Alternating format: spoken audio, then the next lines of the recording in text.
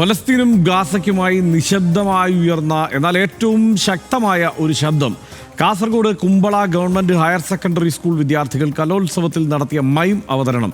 ശക്തമായ രാഷ്ട്രീയവും മാനവികതയും സംസാരിച്ച ആ നിശബ്ദാഭിനയം പക്ഷേ സ്കൂളിലെ ചില അധ്യാപകരെ തന്നെ അസഹിഷ്ണുക്കളാക്കി.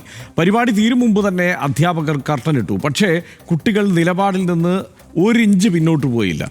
ഗാസയ്ക്കായി ആ ശബ്ദം ഇന്ന് വീണ്ടും നിശബ്ദമായി അരങ്ങിലുയർന്നു. ആദ്യം RD എക്സ്ട്രാ.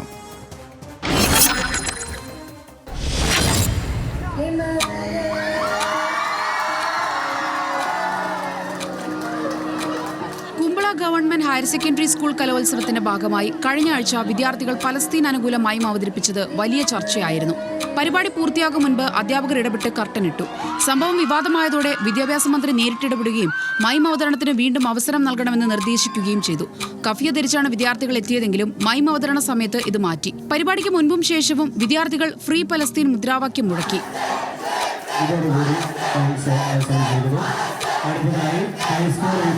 മൈം വീണ്ടും വേദിയിലെത്തിയതിനു പിന്നാലെ പ്രതിഷേധവുമായി BJP യുവമോർച്ച പ്രവർത്തകർ സ്കൂളിലേക്ക് മാർച്ച് നടത്തി.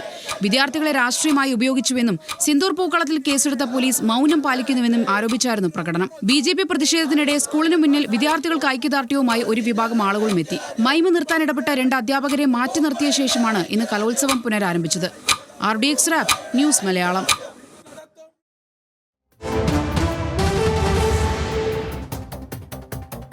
കുമ്പള HSSലെ വിദ്യാർത്ഥികളുടെ മൈം അവതരണം നിർത്തിവെപ്പിച്ചത് വെള്ളിയാഴ്ചയാണ്. തടഞ്ഞത് സ്കൂൾ കലോത്സവത്തിൽ അവതരിപ്പിച്ച ഫലസ്തീൻ ഐക്യദാർഢ്യ വിഷയമായ മൈമാണ്. യുദ്ധവും ഫലസ്തീൻ ജനതയുടെ ദുരിതവുമായിരുന്നു മൈമിന്റെ ഉള്ളടക്കം. അവതരണം തുടങ്ങി 2 മിനിറ്റിനകം 2 അധ്യാപകർ ബലമായി കർട്ടൻ താഴ്ത്തി. മാനുവലിന് വിരുദ്ധമായിരുന്നു തെരഞ്ഞെടുത്ത വിഷയം എന്നാണ് തടസ്സപ്പെടുത്തിയ അധ്യാപകരുടെ വാദം. നിബന്ധനകൾക്ക് വിരുദ്ധമായി അനുവദനീയമായതിലേറെ പേർ സ്റ്റേജിൽ കയറി എന്നുമാണ് വാദം.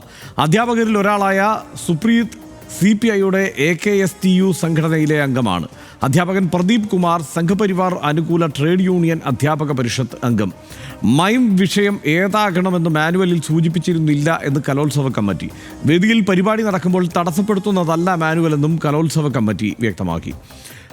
ഫലസ്തീൻ വിഷയത്തിൽ അവതരിപ്പിച്ച മൈം തടയാൻ ആർക്കാണ് അധികാരം എന്നാണ് വിദ്യാഭ്യാസ മന്ത്രി ഇതിനോട് പ്രതികരിച്ചത്. അധ്യാപകരുടെ ഭാഗത്ത് തെറ്റില്ല, കലോത്സവ മാനുവലിന് വിരുദ്ധമായിരുന്നു എന്ന് DDEയുടെ റിപ്പോർട്ടുമുണ്ട്. പ്രഥമ ദൃഷ്ട്യാ അധ്യാപകർക്ക് വീഴ്ച സംഭവിച്ചിട്ടില്ല എന്നാണ് പ്രിൻസിപ്പൽ പറയുന്നത്. അധ്യാപകരുടെ വിശദീകരണത്തിൽ തൃപ്തിയില്ല എന്ന് PTA വിശദീകരിക്കുന്നുണ്ട്. MSFും യൂത്ത് ലീഗും സ്കൂളിലേക്ക് നടത്തിയ മാർച്ചിൽ സംഘർഷമുണ്ടായി. മൈം തടയാൻ ഇടപെട്ട അധ്യാപകർക്കെതിരെ പ്രതിഷേധവുമായി SFIയും രംഗത്തെത്തി. ഒടുവിൽ മൈം വീണ്ടും ഇന്ന് വേദിയിൽ അവതരിപ്പിച്ചു. കലോത്സവം പുനരാരംഭിച്ചു. മൈം അവതരിപ്പിക്കാൻ വിദ്യാർത്ഥികൾക്ക് അവസരം നൽകി. നിലപാടിൽ ഉറച്ചു നിന്ന വിദ്യാർത്ഥികളെ അഭിനന്ദിക്കുകയും ചെയ്തു മന്ത്രി V ശിവൻകുട്ടി. ഇതാണ് അവിടെ സംഭവിച്ചിരിക്കുന്നത്. ഈ വാർത്തയുടെ ഒരു വിശകലനത്തിനായി ഗൗതം ആമ്രകുഞ്ചം കൂടി നമ്മോടൊപ്പം ചേരുന്നുണ്ട്. ഗൗതം, എന്തായാലും അതായത് കേരളം ഒറ്റക്കെട്ടായി തന്നെ പലസ്തീൻ ഐക്യദാർഢ്യം പ്രഖ്യാപിക്കുന്നുണ്ട്. അത് എല്ലാ കാലത്തും പ്രഖ്യാപിച്ചിട്ടുമുണ്ട്. ഇന്ത്യ ഫലസ്തീൻ അനുകൂല നിലപാട് തന്നെയാണ് ഈ വിഷയത്തിൽ സ്വീകരിച്ചിരിക്കുന്നത്, രാജ്യത്തിൻ്റെ നിലപാട് എന്ന നിലയ്ക്ക്. പിന്നെ എന്തുകൊണ്ടാണ് അവിടെ ഇങ്ങനെ ഇത് തടയപ്പെട്ടത് എന്നതിന് ഈ അധികൃതർ നൽകുന്ന വ്യാഖ്യാനം അത് മാനുവലിന് വിരുദ്ധമായിരുന്നു എന്നത് മാത്രമാണ്. മാനുവലിന് അനുസൃതമായി തന്നെ വേണം ഇത്തരമൊരു കാലത്ത് ഇത്തരമൊരു വിഷയത്തിൽ ഇത്തരമൊരു പ്രതിഷേധമായും തന്നെ സംഘടിപ്പിക്കാൻ എന്ന് എന്തായാലും നമ്മുടെ ഭരണകൂടം കരുതിയിട്ടില്ല. അതവിടെ നടത്തുകയും ചെയ്തു. എന്താണ് ഈ വിഷയത്തിൽ മറ്റു വിഷയങ്ങൾ ഇതുമായി ബന്ധപ്പെട്ടുള്ള അവിടുത്തെ പ്രതിഷേധമൊക്കെ നമ്മൾ കണ്ടല്ലോ, വിചിത്രമായൊരു പ്രതിഷേധം, അതടക്കമുള്ള വിഷയങ്ങൾ എങ്ങനെയാണ് കാണുന്നത്? ഹസനിൽ ഏറ്റവും പ്രധാനപ്പെട്ട കാര്യം സംസ്ഥാന സ്കൂൾ കലോത്സവം വരാനിരിക്കുന്നുണ്ട്. അതിൻ്റെ മുന്നോടിയായിട്ട് തന്നെ വിവിധ ജില്ലകൾക്കകത്ത് ഉപജില്ലാ മത്സരങ്ങൾ, സ്കൂളുകൾ കേന്ദ്രീകരിച്ചുള്ള മത്സരങ്ങളൊക്കെ തന്നെ നടക്കുന്നുണ്ട്. നമുക്കെല്ലാവർക്കും അറിയുന്നതാണ്. എല്ലാ കാലഘട്ടത്തിലും അതങ്ങനെ തന്നെയാണ് നടക്കുന്നത്. അപ്പോൾ ഇതിൽ ഏറ്റവും വിചിത്രമായ വാദം ഹസൻ സൂചിപ്പിച്ച പോലെ തന്നെ സംസ്ഥാന അല്ലെങ്കിൽ നമ്മുടെ ഒരു സ്കൂൾ കലോത്സവത്തിൽ അവതരിപ്പിക്കുന്ന മൈമിൽ എന്ത് വരണം എന്ത് വരരുത് എന്ന് സംബന്ധിച്ചുള്ള വ്യക്തമായ മാനുവൽ സംവിധാനങ്ങളും നിലനിൽക്കുന്നില്ല. എല്ലാ കാലഘട്ടത്തിലും സമൂഹത്തിലുണ്ടാകുന്ന പല പ്രശ്നങ്ങളെയും അഡ്രസ്സ് ചെയ്തുകൊണ്ട് തന്നെയാണ് മൈമുകൾ മൈമുകൾ അവതരിപ്പിക്കപ്പെടുക, നാടകങ്ങൾ ഉണ്ടാവുക, സ്കിറ്റുകൾ ഉണ്ടാവുക, മോണോ ആക്റ്റുകൾ ഉണ്ടാവുക, ഈവൻ മിമിക്രികൾ തുടങ്ങി കലാകാരന് അവൻ്റെ നിലപാട് പറയാൻ കഴിയുന്ന, വിദ്യാർത്ഥികൾക്ക് അവരുടെ പ്രതിഷേധം രേഖപ്പെടുത്താൻ, നിലപാട് വ്യക്തമാക്കാൻ കഴിയുന്ന എല്ലാ മേഖലകളിലും അവർ കലോത്സവങ്ങളിൽ അത്തരം നിലപാടുകളുമായി വരും. പലതും പൊതുവിൽ അംഗീകരിക്കപ്പെടുന്നതാവില്ല. ചിലതിൽ കലഹമുണ്ടാകും, ചിലതിൽ പ്രതിഷേധമുണ്ടാകും, വിദ്യാർത്ഥികളുടെ തന്നെ വിഷയങ്ങളോടുള്ള പ്രതികരണങ്ങളൊക്കെ അത്തരത്തിലുള്ള കലാസൃഷ്ടികളിലുണ്ടാകും. അത് കാലാകാലങ്ങളായി നടക്കുന്നതാണ്. അത് ഉപജില്ലാ കലോത്സവം മുതൽ സംസ്ഥാന സ്കൂൾ കലോത്സവം വരെ നടക്കുന്നതാണ്. അത് വിവിധ മേഖലകളിലെ കലാപ്രകടനങ്ങളിൽ നടക്കുന്നതാണ്, പ്രൊഫഷണൽ നാടകങ്ങൾ നടക്കുന്നത്. ഇതൊക്കെ നമ്മൾ കാണുന്നതാണ്. അതെല്ലാ സാംസ്കാരിക മേഖലകളിലും അത്തരത്തിലുള്ള പ്രതിഷേധങ്ങളുണ്ട്. ഇവിടുത്തെ പ്രധാനപ്പെട്ട വിഷയം, ഇത് വെള്ളിയാഴ്ചയാണ് ഈ പരിപാടി നടക്കാൻ തീരുമാനിച്ചിരുന്നത്. അന്ന് കലോത്സവത്തിൻ്റെ ഒരു ദിവസം വെള്ളിയാഴ്ചയടന്ന് ഈ പരിപാടി നടക്കാൻ തീരുമാനിക്കുന്നു. ഈ പരിപാടി ആരംഭിച്ച് 2 മിനിറ്റ് കഴിയുമ്പോഴേക്കും അധ്യാപകർ വേദിയിലേക്ക് എത്തി ഈ പരിപാടിയെ തടസ്സപ്പെടുത്തുകയാണ്. ഒരുപക്ഷെ സമീപകാലത്തൊന്നും തന്നെ നമ്മൾ കണ്ടിട്ടില്ലാത്ത തരത്തിലുള്ളൊരു ഇടപെടൽ അധ്യാപകരുടെ ഭാഗത്തു നിന്നുണ്ടാകുന്നു.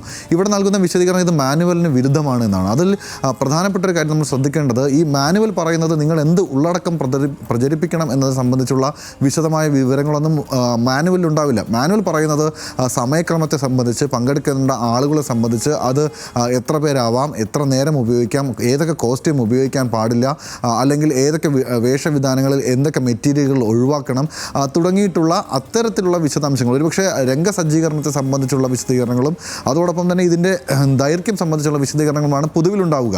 അതിനപ്പുറത്തേക്ക് ഇതിൻ്റെ ഉള്ളടക്കത്തെ സംബന്ധിച്ച് ഒരു ഘട്ടത്തിലും അത്തരത്തിലുള്ള പ്രശ്നങ്ങൾ അല്ലെങ്കിൽ നിർദ്ദേശങ്ങൾ വെക്കാറില്ല എന്നാണ് നമുക്കൊക്കെ മനസ്സിലാക്കാൻ കഴിയുന്നൊരു കാര്യം. ഈ DD നൽകിയിരിക്കുന്ന റിപ്പോർട്ടിനകത്ത് പറയുന്നത് ഇത് മാനുവലിനകത്ത് പറഞ്ഞ രീതിയിലല്ല എന്നാണ്. ഈ സംസ്ഥാന അല്ലെങ്കിൽ ജില്ലാ കലോത്സവങ്ങളിൽ, ഉപജില്ലാ കലോത്സവങ്ങളിലൊക്കെ വരുന്ന മീമുകളുടെ ഉള്ളടക്കം സംബന്ധിച്ചുള്ള പരിശോധന നടത്താനൊക്കെ DD തീരുമാനിച്ചാൽ വലിയ വിചിത്രമായൊരു നടപടിയായിട്ടത് മാറുകയും ചെയ്തത് വേറെ വിഷയമാണത്.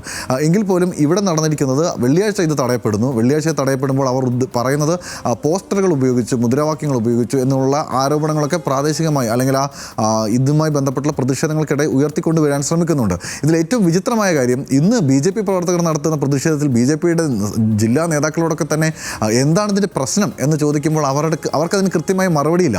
നിങ്ങൾ എന്തിനാണ് പ്രതിഷേധിക്കുന്നത്? ഈ മൈം നടത്തിയതിന് നിങ്ങൾ എന്തിന് പ്രതിഷേധിക്കുന്നു? മൈം നിങ്ങളെ ആരെയും ഉപദ്രവിക്കുന്ന ഒരു കാര്യമല്ല, അത് വ്യക്തിപരമായി ആരെയും ശാരീരികമായി ആക്രമിക്കുന്ന ഒരു കാര്യമല്ലല്ലോ. പിന്നെ എന്തിനാണ് നിങ്ങളുടെ പ്രതിഷേധം? ഇതൊരു രാഷ്ട്രീയ പരിപാടിയല്ല, ഇതൊരു സ്കൂൾ കലോത്സവമാണ്. ആ കലോത്സവവുമായി ബന്ധപ്പെട്ട് വിദ്യാർത്ഥികളുടെ കലാവിഷ്കാരമാണെന്ന് മാധ്യമപ്രവർത്തകർ ആവർത്തിച്ച് ചോദിക്കുമ്പോൾ അതിന് മറുപടിയില്ല. അവർ അതിന് പല കാര്യങ്ങൾ, അതങ്ങനെയല്ല, ഇങ്ങനെയല്ല, ഈ കൊടി വെച്ചില്ലേ, ആ മുദ്രാവാക്യം വിളിച്ചില്ലേ തുടങ്ങിയിട്ടുള്ള ചില തൊടുന്യായങ്ങൾ പറഞ്ഞതിനെ എന്തിനാണ് പ്രതിഷേധിക്കുന്നതെന്ന് വ്യക്തമാക്കാൻ പോലും കഴിയാതെ അവർ പരിഭ്രമിക്കുന്ന ഒരു കാഴ്ചയാണ് നമ്മൾ കാണുന്നത്.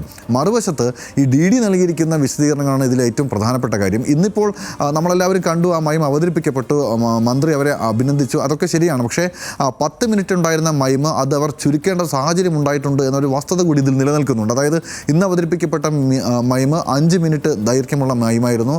അത് മാത്രമല്ല, അതിനകത്ത് ഏറ്റവും പ്രധാനപ്പെട്ട കാര്യം, നേരത്തെ അവർ ഉപയോഗിച്ചിരുന്ന മുദ്രാവാക്യങ്ങളും പോസ്റ്ററുകളും അവർ കൃത്യമായി വേദിയിൽ അവതരിപ്പിക്കപ്പെട്ടിട്ടില്ല എന്നാണ് നമ്മൾ മനസ്സിലാക്കുന്നത്. അതായത് ചില അഡ്ജസ്റ്റ്മെൻറ്റുകളോട് കൂടിയിട്ടാണ് ഈ അവതരണം നടന്നിരിക്കുന്നത് എന്ന് പ്രഥമ ദൃഷ്ടിയിൽ നമുക്ക് വിലയിരുത്തേണ്ടി വരും. എങ്കിൽ പോലും നമ്മളുടെ ഒരു നാട്ടിൽ, നമ്മുടെ രാജ്യത്ത് അത്തരത്തിലുള്ള പ്രതിഷേധത്തിനുള്ള എല്ലാ വകയും നിലനിൽക്കുന്ന ഒരു രാജ്യത്ത് എല്ലാ തരത്തിലുള്ള അഭിപ്രായ വ്യത്യാസങ്ങളെയും അഭിപ്രായ ഭിന്നതകളെയും ഒക്കെ ഉൾക്കൊണ്ടുകൊണ്ട് മുന്നോട്ട് പോകുന്ന രാജ്യത്ത് ഗൗതം, ഈ മൈമിൽ ഈ പതാക ഒഴിവാക്കിയത്, കഫിയ ഒഴിവാക്കിയതൊക്കെ ഈ മാനുവലിൻ്റെ അടിസ്ഥാനത്തിൽ ആണോ? ഈ സമയക്രമം നിശ്ചയിച്ചതും ആ മാനുവലിൻ്റെ അടിസ്ഥാനത്തിലാണോ ഈ പുതുക്കിയ സമയക്രമം നിശ്ചയിച്ചതും? ഹർഷൻ, അത് സംബന്ധിച്ചുള്ള കൂടുതൽ വിശദാംശങ്ങൾ നമുക്ക് ലഭ്യമാണ്. അതായത് മൈമിൻ്റെ സാധാരണ അനുവദിക്കപ്പെടുന്ന സമയം 5 മിനിറ്റ് മുതൽ 9 മിനിറ്റ് വരെയും പരമാവധി 10 മിനിറ്റ് എന്നതാണ് അതിൻ്റെ സമയക്രമം ഉണ്ടാവുക. 5 മുതൽ 9 തീർക്കണമെന്നതാണ് സാധാരണ കലോത്സവങ്ങൾ നമ്മൾ കണ്ടു ശീലിക്കുന്ന ഒരു കാര്യം. അതായത് മൈമിൻ്റെ അവതരണം അത്രത്തോളം അല്ലെങ്കിൽ വിഷയത്തിൻ്റെ ഗൗരവത്തിനനുസരിച്ചിട്ടാണ് അത് കൊടുക്കുക. പക്ഷേ പലപ്പോഴും ഈ കോമ്പറ്റീഷൻ ടൈറ്റാകുന്ന സമയത്ത് ഇതൊക്കെ പരിഗണിച്ചുകൊണ്ടാണ് ഇതിൻ്റെ ഫലസൂചനകളൊക്കെ വരുന്നത്. ഇതെടുത്ത സമയം എത്രയാണ്, അതിൽ റിപ്പറ്റീഷൻ ഉണ്ടായിരുന്നു, രംഗങ്ങൾ റിപ്പീറ്റ് ചെയ്തോ, ആക്ഷനുകൾ റിപ്പീറ്റ് ചെയ്തോ തുടങ്ങിയിട്ടുള്ള കാര്യങ്ങൾ പരിഗണിച്ചാണ് അതിൻ്റെ ഫലസൂചനയൊക്കെ വരുന്നത്. അപ്പോൾ അതൊരു മീറ്ററായി മാത്രം പരിഗണിക്കാവുന്ന ഒരു കാര്യമാണ്. ആ മീറ്ററിൻ്റെ അടിസ്ഥാനത്തിൽ അവർ അത് ചുരുക്കിയതാണെന്ന് സംബന്ധിച്ച് നമുക്കറിയില്ല. പക്ഷേ എങ്കിൽ പോലും ആദ്യഘട്ടത്തിൽ അത് 10 മിനിറ്റ് ഉണ്ടായിരുന്നു. ഇന്ന് അവതരിപ്പിക്കപ്പെട്ടതിൽ 5 മിനിറ്റിൽ 5.5 മിനിറ്റ് മാത്രമേ ഉണ്ടായിരുന്നുള്ളൂ എന്നാണ് നമുക്ക് ലഭിക്കുന്ന വിവരം. ഒപ്പം തന്നെ കഫിയ മാറ്റിയിരുന്നു. ഒപ്പം ഈ പ്രതിഷേധ ബാനറുകൾ അല്ലെങ്കിൽ പ്ലക്കാർഡുകൾ ഇന്നത്തെ അവതരണത്തിൽ നേരത്തെ ഉപയോഗിച്ചിരുന്ന അത്രയും ഉണ്ടായിരുന്നില്ല എന്നും നമുക്ക് വിവരം ലഭിക്കുന്നുണ്ട്. ഇതൊരു പക്ഷേ മറ്റൊരു സംഘർഷ സാധ്യത മുന്നിൽ നിലപാടെടുത്ത് ഒരു പക്ഷേ ഒരു സമവായത്തിലേക്ക് വിദ്യാർത്ഥികൾ കൂടി അത്തരത്തിലൊരു സംഘർഷത്തിലേക്ക് പോകണ്ട എന്നുള്ള നിലപാടിൻ്റെ അടിസ്ഥാനത്തിൽ മാറ്റിയതാണെന്ന് സംബന്ധിച്ച് നമുക്ക് വിശദാംശങ്ങൾ ലഭിക്കേണ്ടതുണ്ട്. പക്ഷേ എങ്കിൽ പോലും അത്തരത്തിലൊരു ചേഞ്ച് അതിൽ വന്നിട്ടുണ്ട് എന്നത് വസ്തുത തന്നെയാണ്. പക്ഷേ അപ്പോഴും ശ്രദ്ധിക്കപ്പെടേണ്ട കാര്യം, അത്തരത്തിലൊരു ചേഞ്ച് സംഭവിച്ചിട്ടുണ്ടെങ്കിൽ അതിനൊരു പക്ഷേ ഇത്തരത്തിൽ റിപ്പോർട്ട് നൽകിയ DDE, അതോടൊപ്പം തന്നെ അവിടുത്തെ മറ്റ് അധ്യാപകർ, പ്രിൻസിപ്പൽ ഉൾപ്പെടെയുള്ള ആളുകൾ അധ്യാപകർക്ക് വീഴ്ച സംഭവിച്ചിട്ടില്ല എന്ന നിലപാടിലാണ് ഉള്ളത്. അപ്പോൾ അത്തരത്തിലുള്ളൊരു സ്കൂളിൽ ആ പരിപാടി നടക്കുന്ന സമയത്ത് ഇവർ ചില വിട്ടുവീഴ്ചകൾക്ക് തയ്യാറാകേണ്ട സാഹചര്യം ഉണ്ടായിട്ടുണ്ടോ എന്ന് വിദ്യാർത്ഥികളുടെ പ്രതികരണം കൂടി വന്നാലാണ് നമുക്ക് കൃത്യമായി വിലയിരുത്താൻ കഴിയുള്ളൂ. എന്നാൽ പോലും നിലവിൽ നമുക്കത് അനുവദിക്കപ്പെട്ട സമയത്തിൽ അത് അവതരിപ്പിക്കാൻ കഴിഞ്ഞു എന്നതാണ് വസ്തുത. പക്ഷേ അപ്പോഴും ഹർഷൻ സൂചിപ്പിച്ച ഏറ്റവും പ്രധാനപ്പെട്ട വിഷയം ബാക്കിയാകുന്നുണ്ട്. ഇതിൻ്റെ ഉള്ളടക്കം തീരുമാനിക്കാൻ ആർക്കാണ് അധികാരമെന്ന ചോദ്യത്തിന് മറുപടി നൽകേണ്ടി വരും. ഒപ്പം തന്നെ പ്രിൻസിപ്പളിന് DDE എടുക്കുന്ന നിലപാട്, സംസ്ഥാനത്തെ മന്ത്രിമാർ അല്ലെങ്കിൽ സംസ്ഥാന സർക്കാർ, ഈ രാജ്യത്തെ സർക്കാർ ഒക്കെ തന്നെ പലസ്തീൻ ഐക്യദാർഢ്യം പ്രഖ്യാപിക്കുമ്പോൾ കുമ്പളയിലെ സർക്കാർ ഹയർ സെക്കൻഡറി സ്കൂളിലെ പ്രിൻസിപ്പളിനും അവിടുത്തെ DDEക്കും ഇതിൻ്റെ ഉള്ളടക്കത്തെ സംബന്ധിച്ച് എന്താണ് ഇത്ര ആശങ്ക ഉണ്ടാക്കുന്നതെന്ന ചോദ്യത്തിന് കൃത്യമായൊരു മറുപടി ഉണ്ടാകേണ്ടി വരും. അത് പല രാഷ്ട്രീയ ചർച്ചകളിലേക്കും കൂടി വഴിവെക്കുന്നതാണ്. എന്തായാലും ഇത് ഈ പറഞ്ഞതുപോലെ പൂക്കൾ വിരിയുന്നു, കായ്കൾ കൊഴിയുന്നു എന്ന മട്ടിലുള്ള മൈമുകളും നമ്മൾ കാണാറുണ്ട്. പക്ഷേ കലോത്സവ വേദികളിൽ ശക്തമായ വിഷയങ്ങൾ അവതരിപ്പിക്കുന്ന, ലോകത്തിൻ്റെ കണ്ണാടിയാവുന്ന തരത്തിലുള്ള ധാരാളം മൈമുകളും നാടകങ്ങളും ഒക്കെ നമ്മൾ ഈ കലോത്സവ വേദികളിൽ കണ്ടിട്ടുണ്ട്. ആ മട്ടിലാണ് കലോത്സവ വേദിയിലേക്ക് ഇപ്പോൾ ഈ ലോകത്ത് നടന്നുകൊണ്ടിരിക്കുന്ന ഏറ്റവും കൊടിയ വംശഹത്യ ആ കുട്ടികൾ അവതരിപ്പിക്കാൻ ശ്രമിച്ചത്. അതിൽ ഈ കലോത്സവ മാനുവലിൻ്റെ കൃത്യം നൂല് പിടിച്ചുള്ള അവതരണമൊന്നും ആയിരിക്കില്ല അവിടെ നടന്നിട്ടുണ്ടാവുക. അങ്ങനെയല്ല നടക്കുന്നതെങ്കിൽ അവർക്ക് അതിനുള്ള സമ്മാനം കൊടുക്കാതിരിക്കുക എന്നതാണ് അവിടെ ചെയ്യാവുന്ന നടപടി. അല്ലാതെ അവിടെ കയറി അത് തടയുക എന്നതല്ല. ആ കലോത്സവ മാനുവലിൽ ഈ നടന്നുകൊണ്ടിരിക്കുന്ന പരിപാടി തടയാൻ എവിടെയെങ്കിലും പറയുന്നുണ്ടോ എന്നെനിക്കറിയില്ല. എന്തായാലും ഇതൊരു മത്സരമാണല്ലോ, ഒരു കലോത്സവമാണ്. ആ കലോത്സവത്തിൽ, ആ മത്സരത്തിൽ അവർക്കുള്ള സമ്മാനം കൊടുക്കാതിരുന്നാൽ തീരുന്ന ഒരു പ്രശ്നമാണ് ഈ മട്ടിൽ വലുതാക്കിയത്. അതിന് പിന്നിൽ കേവലമായ ചില താല്പര്യങ്ങളും രാഷ്ട്രീയവും ഒക്കെ തന്നെയാണ് എന്ന കാര്യത്തിലൊന്നും ആർക്കും സംശയമൊന്നുമില്ല. ഇന്ന് ഇത് പരിപാടി നടക്കുമ്പോൾ അവിടെ BJPയുടെ പ്രതിഷേധമുണ്ടായിരുന്നു. മുഴുവൻ മാധ്യമപ്രവർത്തകരും ഈ അവിടെ പ്രതിഷേധവുമായി എത്തിയ നേതാക്കന്മാരോട് എന്തിനാണ് നിങ്ങൾ പ്രതിഷേധിക്കുന്നത് എന്ന് ചോദിച്ചു. അവർ പറഞ്ഞ ഉത്തരം എല്ലാം കേട്ടതിന് ശേഷം നിന്ന മാധ്യമപ്രവർത്തകരെ കണ്ടപ്പോൾ എനിക്ക് തോന്നിയ ദൃശ്യം സിനിമയിൽ മുരളി ഗോപി ചോദിച്ചതുപോലെ എനിക്ക് നിങ്ങളെ മനസ്സിലാവുന്നില്ല എന്ന മട്ടിൽ മാധ്യമപ്രവർത്തകർക്ക് നിൽക്കാനേ കഴിഞ്ഞുള്ളൂ എന്നുള്ളതാണ്.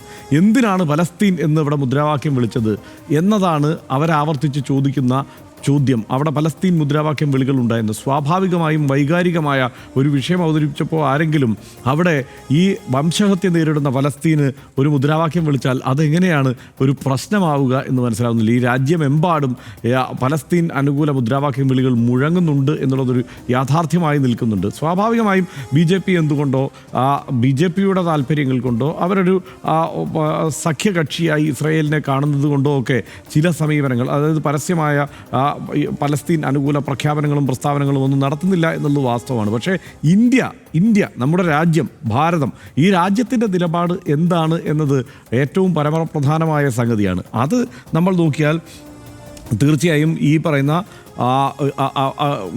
പലസ്തീൻ എന്ന രാഷ്ട്രത്തെ അംഗീകരിച്ചിട്ടുള്ള രാജ്യമാണ് ഇന്ത്യ. പലസ്തീന് അനുകൂലമായി വോട്ട് ചെയ്യുന്ന രാജ്യമാണ് ഇന്ത്യ. പലസ്തീന് അനുകൂലമായ സമീപനം എത്രയോ കാലങ്ങളായി സ്വീകരിച്ചിട്ടുള്ള രാജ്യമാണ് ഇന്ത്യ. ആ കാര്യങ്ങളിലൊന്നും എന്തെങ്കിലും ഒരു മാറ്റം ഈ ഘട്ടത്തിൽ ഉണ്ടായിട്ടില്ല എന്നുള്ളതാണ് ഇവരെല്ലാവരും ഓർക്കേണ്ടത് എന്നതാണ് ഏറ്റവും പ്രധാനപ്പെട്ട സംഗതി. നയതന്ത്ര പിന്തുണയും UN-ലെ വോട്ടിങ്ങും മാനുഷിക സഹായവും രാഷ്ട്രീയ പരിഹാരത്തിന് വേണ്ടിയുള്ള നിർദ്ദേശങ്ങളും 2 രാഷ്ട്രം എന്നുള്ള സങ്കല്പത്തെയും എല്ലാം അതോടൊപ്പം അന്താരാഷ്ട്ര ഫോറങ്ങളിലെ പിന്തുണയും എല്ലാം ഇന്ത്യ പലസ്തീന് കൊടുക്കുന്നുണ്ട് എന്ന് അവിടെ പ്രതിഷേധിച്ചവർ ഓർക്കണമെന്ന് മാത്രമേ പറയാനുള്ളൂ. ഗാസ ലോകത്തിൻ്റെ കണ്ണീരാണ്. കുട്ടികളെപ്പോലും വിടാതെ കൊന്നൊടുക്കുന്ന ഇസ്രയേലിൻ്റെ ക്രൂരത ഒരു യാഥാർത്ഥ്യമാണ്. 18,000 കുട്ടികളെയാണ് ഇതുവരെ കൊന്നൊടുക്കിയിരിക്കുന്നത്. ഗാസയോട് ഐക്യപ്പെടുക എന്നത് മാനുഷികതയോട് ചെയ്യേണ്ട നീതിയാണ്. വിദ്യാർത്ഥികൾ എന്ന നിലയിൽ തങ്ങൾക്കാകും വിധം ഒരു ഐക്യദാർഢ്യ പ്രഖ്യാപനമാണ് കുമ്പള HSSലെ കുട്ടികളിൽ നിന്നുണ്ടായത്. രാജ്യത്തിൻ്റെ നിയമത്തെ ഒരു വിധത്തിലും വെല്ലുവിളിക്കാതെയാണ് അവർ ഗാസയോട് ഐക്യദാർഢ്യം പ്രഖ്യാപിച്ചത്. എന്നാൽ അതിനു മുന്നിൽ അസഹിഷ്ണുതയോടെ കർട്ടൻ താഴ്ത്തിയ അധ്യാപകരുടെ നടപടി ഒരു തരത്തിലും ന്യായീകരിക്കത്തക്കതല്ല. സാഹചര്യം മനസ്സിലാക്കി കുട്ടികൾക്ക് വീണ്ടും ഒരു അവസരം നൽകാൻ സർക്കാർ നടത്തിയ ഇടപെടൽ അഭിനന്ദനാർഹമാണ്. ഒരു ഇടവേള കൂടി.